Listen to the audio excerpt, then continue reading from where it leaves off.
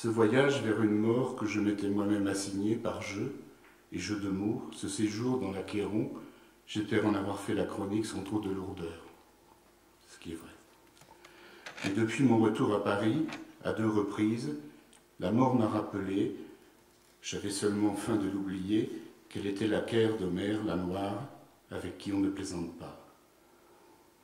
2 amis qu'on ne reverra plus, qui étaient chacun de son côté, à leur place, différents, ne se connaissant pas, des combattants, et ce mot si galvaudé que je préfère dire, des guerriers contre la maladie et contre cette autre maladie qu'est la vie sans lettres, l'illittérature. Annie François était sans doute la plus grande lectrice, autant dire le plus grand lecteur que j'ai jamais rencontré.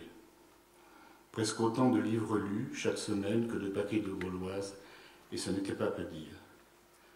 Personnalité d'exception, colérique, raffinée, violente et délicate, aristocratique à la façon des grands seigneurs du temps de Saint-Simon. J'avais récolté pour elle, c'était le genre de petites attentions qu'elle aimait, qu'elle prodiguait elle-même avec une élégance souveraine des coquillages de la Caspienne sur le rivage d'une péninsule nommée Chadili, la langue du chat.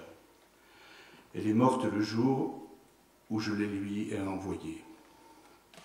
Gérard Bobillier, Bob, fondateur des éditions Verdier, c'est-à-dire d'une entreprise radicalement, essentiellement étrangère à ce courant de la vulgarité et du lucre qui toujours un peu plus emporte même les choses de l'écrit.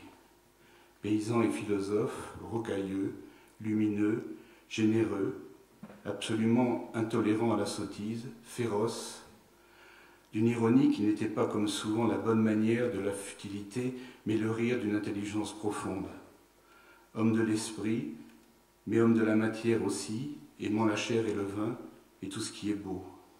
Mais de ces natures fortes dont on se dit qu'elles pourraient être ascétiques, aussi bien qu'épicuriennes. J'écris ces mots, non pour lester de pathos, à la fin, un récit qui ne s'en soucie pas, mais parce qu'il est juste que ceux qui ont honoré les livres soient honorés par les livres, que celui-ci, qui s'achève, leur soit un très modeste et très amical monument.